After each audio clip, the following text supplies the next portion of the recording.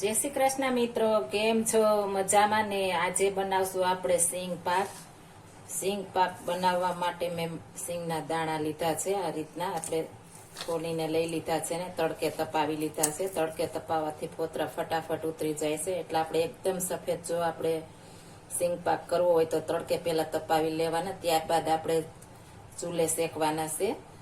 ચૂલે ફટાફટ ઉપરની ફોતળી શેકાઈ જાય એટલે આપણે ઉતાર લેશું, એટલે એકદમ સફેદ પેંડા જેવો આપણો સિંગ પાક થશે. મેં પોણા બાઉલ સિંગ દાણા લીધા છે અને ખાંડ લીધી છે. અત્યારે હું પરફેક્ટ માપ તમને ન બતાવી શકું, આપણે દાણા પીલાઈ જાય ત્યારબાદ આપણે તેનું માપ કાઢીશું. એટલે આ બંને વસ્તુ લીધી છે. હવે આપણે આ દાણા શેકી લેશું. આપણે એક પેન ચૂલા ઉપર ગરમ મૂકી દીધી છે. આપણે તેમાં સિંગ દાણા નાખી દઈશું.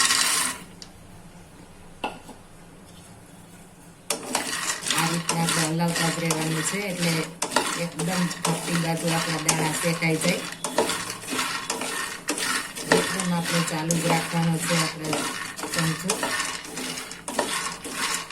જો આપણે થોડી વાર હલાવશું તો એક બાજુ શેકાશે, એક બાજુ નહીં શેકાય અને બીમાં ડિઝાઇન પણ પડી જશે. એટલા માટે આપણે આમ હલાવતા રહેવાનું છે. દાણા શેકાવા મળશે એટલે આપણે ખોટલાનો અવાજ આવવા મળશે, ફૂટવાનો, અને સાઈડમાં ફાટવા મળશે. અત્યારે આપણે દાણા આખા છે. તમે થોડી વાર થશે શેકાશે એટલે ખ્યાલ આવી જશે. આપણે ખોટલા જુદા પડવા મળશે.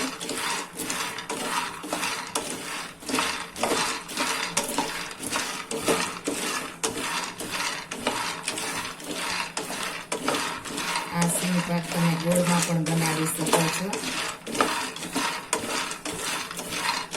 જો તમારે ગોળમાં બનાવતા શીખવું હોય તો મને કોમેન્ટ કરી બતાવજો, તો હું તમને ગોળમાં બનાવીને બતાવીશ.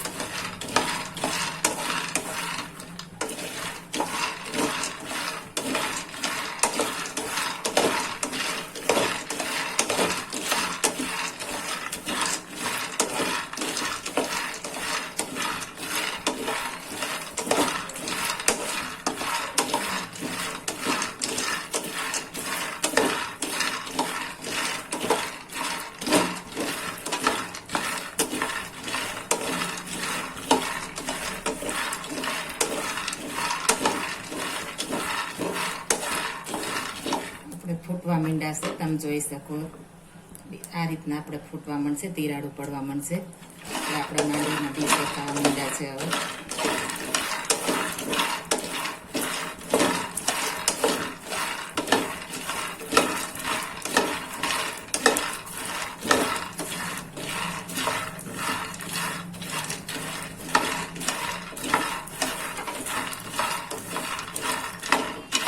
હવે ગેસની ફ્લેમ ધીમી કરી દેશું એટલે એકદમ સરસ શેકાય, નહીં તો બળી જશે. એટલે આ રીતના ખાવા માંડે, સાલ ફાટવા માંડે એટલે આપણે ગેસની ફ્લેમ ધીમી કરી નાખશું એકદમ.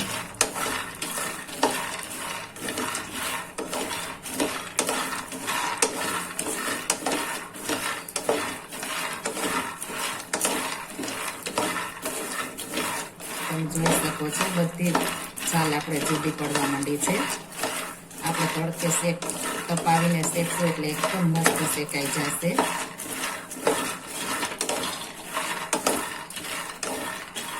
હવે આપણે તપાસી લેશું ફોતરા ઉતરે કે નહીં.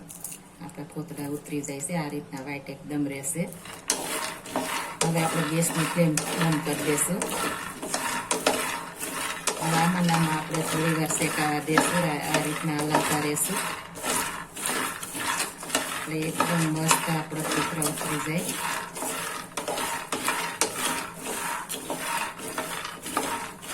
તમે જોઈ શકો છો એકદમ ડિઝાઇન નથી પડવા દેવાની. આ રીતના આપણે આરામોર શેકવાના છે, તોય પણ આપણે ચાલ ઉતરી જશે.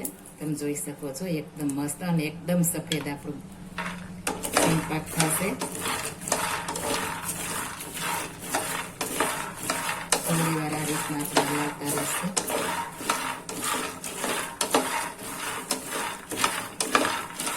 હવે આપણે કપડામાં પોળા કરી દેશું એટલે ઠરી જાય. મેં આ રીતના કપડું લઈ લીધું છે, તેમાં આપણે સિંગદાણા નાખી દેશું. ત્યારબાદ આપણે થોડા પોળા કરી દેશું એટલે ઠળી જાય.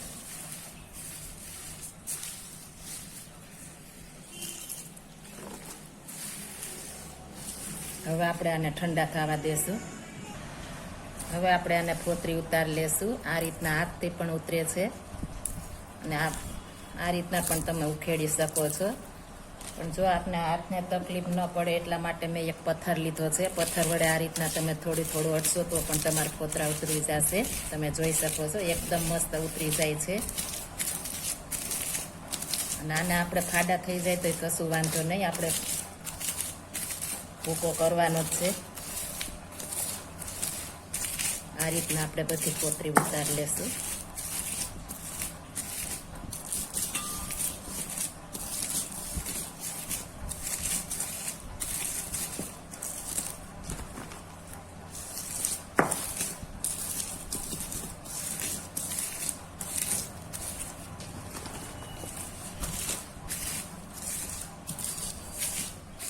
તમે જોઈ શકો છો આપણે બધી ફોતરી ઉતરી ગઈ છે.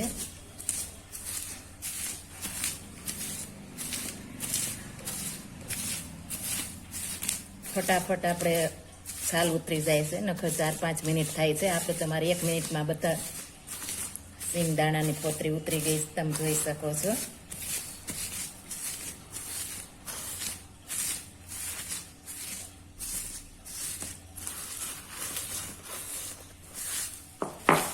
હવે આપણે ફોતરી જુદી પાડી લેશું.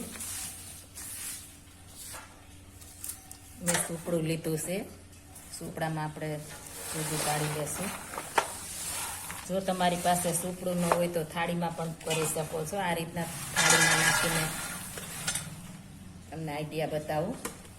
થાળીમાં નાખીને આ રીતના કરીને તમે ફોતરી જુદી પાડી શકો છો. તમે જોઈ શકો છો બધી ફોતરી જુદી પડી જાય છે. ઘણા પાસે સુપડું ન હોય તો આ રીતના તમે કરી શકો છો. થાળી વડે બધા ફોતરા તમારા જુદા થઈ જશે. આ રીતના હું સુપડા વડે કરીશ. આ રીતના તમે કરી શકો છો.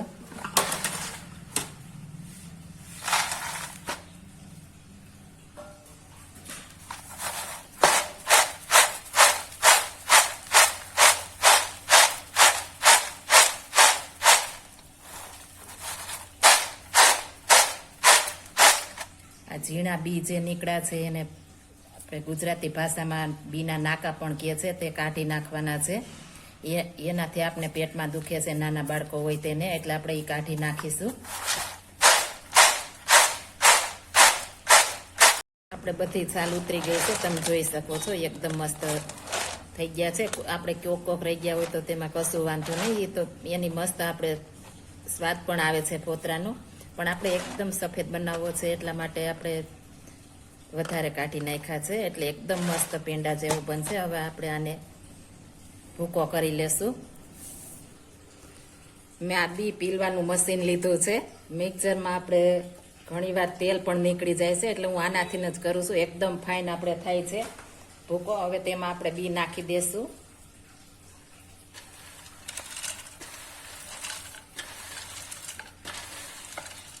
તમે મિક્સરમાં પણ કાઢી શકો છો. આ મશીનમાં તમારે કાજુ બદામનો કોઈ પણ ડ્રાયફ્રૂટનો ભૂકો કરવો હોય પણ મસ્ત થાય છે. આ રીતના આપણે ઉપર મૂકી દેશું. હવે આપણે મશીન નાખીશું.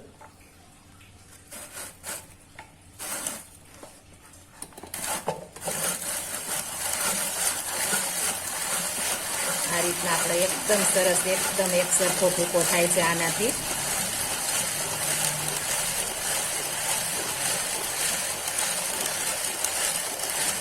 આ રીતના આપણે બધા બી પીસી લેશું. આપણો એકદમ મસ્ત મજાનો ફાઇન ભૂકો થઈ ગયો છે સિંગદાણાનો. આપણે તમે જોઈ શકો છો એકદમ મસ્ત થઈ ગયો છે. તમે શેમાં કરો છો મને કોમેન્ટ કરી બતાવજો. હવે આપણે ચાસણી લેશું. હવે આપણે આ ભૂકો માપી લેશું કેટલો છે એમ. મેં 1 વાટકો લીધો છે. આ રીતના આપણે માપ કરવાનું છે. ત્યારબાદ આપણે ખાંડ નાખી શકશું.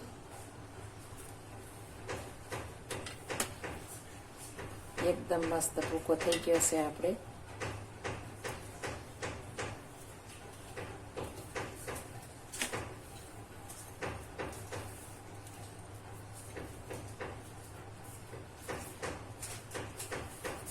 આપણે 3 વાટકા લીધો છે ભૂકો. તો આપણે 3 વાટકા, જો તમારું કોઈ પણ માપ 3 હોય તો આપણે 1.5 વાટકો ખાંડ નાખવાની છે. આપણે આ અલગથી રાખશું. કદાચ આપણે ચાસણી લીધી હોય અને કદાચ આપણે ઢીલું થાય તો આ ઉપરથી નાખવા થાય, એટલે આટલા આપણે જુદો રાખીશું અલગથી. અને આપણે હવે આ 3 વાટકા છે તો 1.5 વાટકો આ ખાંડ નાખીશું. આપણે પરફેક્ટ માપ સાથે તમને હું બતાવું છું. આપણે સાઈડમાં રાખી દેશું. આપણે 1.5 વાટકો ખાંડ નાખીશું.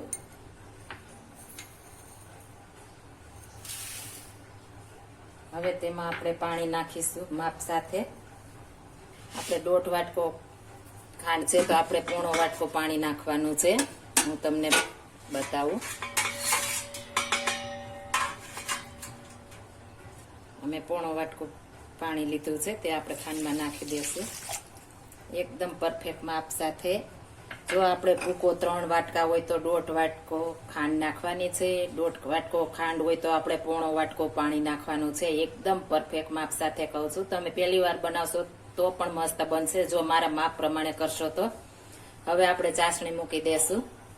હવે આપણે જે ડીશમાં નાખવું હોય તેમાં પેલા ઘી કરી લગાવી લેશું. આ રીતના પેલા લગાવીને તૈયાર રાખીશું તો આપણે ફટાફટ નાખવું હોય તો નાખવા થાય. એટલા માટે આપણે આ રીતના ઘી લગાવીને રાખી દેશું. તમારે જેવી જાડી પાતળી કરવી હોય એ પ્રમાણે ડીશ લઈ શકો છો. જાડી બનાવી નાનું લેવાનું, પતલી બનાવી મોટું વાસ આપણે ડીશ લેવાની. હવે આ બધી બાજુ ગ્રીસ થઈ ગયું છે. હવે આપણે ચાસણી મૂકીશું. આપણે તૈયાર રાખી દીધી છે. હવે આપણે ગેસ ઉપર મૂકી દીધી છે. આપણે આ રીતના હલાવશું ખાંડને. ખાંડ ઓગળી જાય ત્યાં સુધી આપણે એક સરખો લાવી રાખવાનું છે.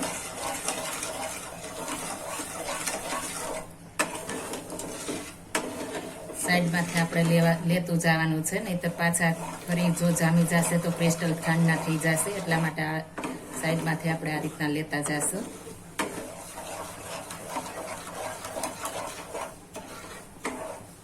આપણી બધી ખાંડ ઓગળી ગઈ છે. તમે જોઈ શકો છો ઉફાણો પણ આવી ગયો છે.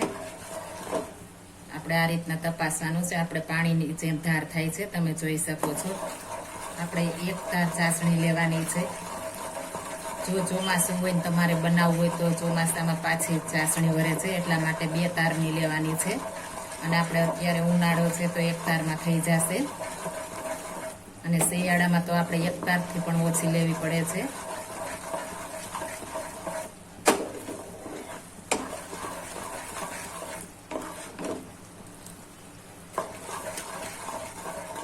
ગેસની ફ્લેમ ધીમી કરી નાખીશું આપણે.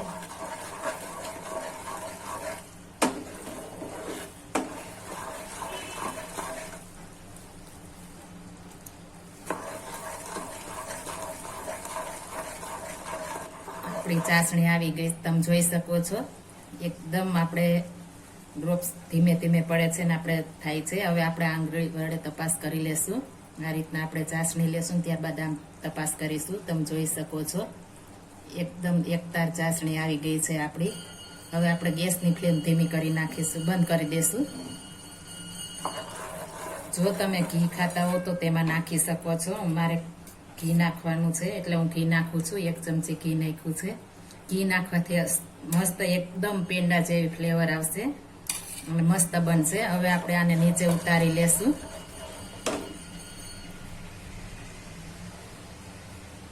આપણે 25-30 સેકન્ડ આ રીતના ઠરવા દેશું, ત્યારબાદ નાખીશું. હવે આપણે સિંગદાણાનો ભૂકો નાખી દેશું.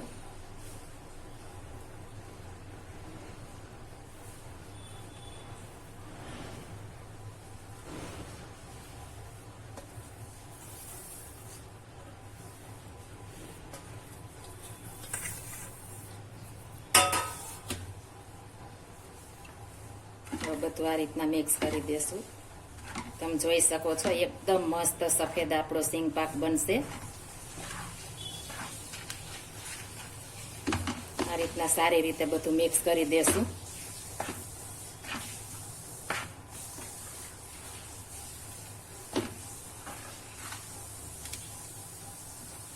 એકવાર જરૂર ચોક્કસ આ રીતે ટ્રાય મારજો. પેલા તડકે બી તપાવી લેવાનું, ત્યારબાદ સેજ જ એવા રોસ્ટ કરવાના છે આપણે.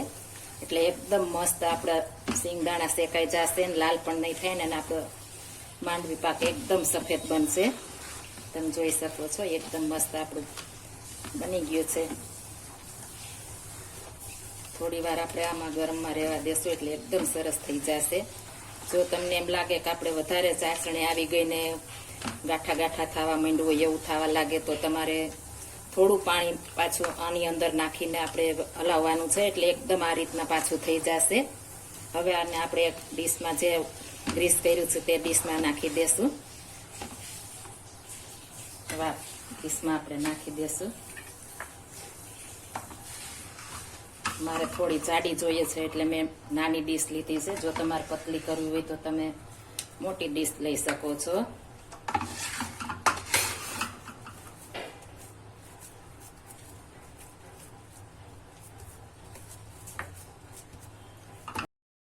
વાટકી લીધી છે, વાટકીમાં ઘી લગાડી દેશું ને આ રીતના આપણે મસ્ત મજાનું કરી દેશું એટલે મસ્ત લીસો થઈ જશે. હાથ વડે આ રીતના કોર આપણે દબાવી લેવાની છે એટલે એકદમ મસ્ત બની જશે આપણો સિંગ પાક.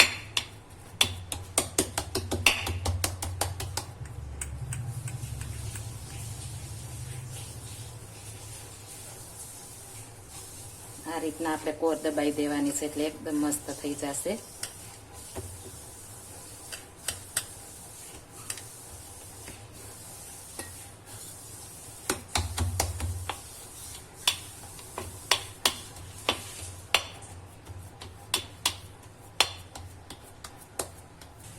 આપણે મસ્ત થઈ ગયો છે. હવે તેને આપણે કાપા પાડી લેશું. તમે ચોરસ કે ત્રિકોણ જે રીતના કરતા હોય એ રીતના કરી શકો છો. આ રીતના આપણે ચેકા પાડી દેશું.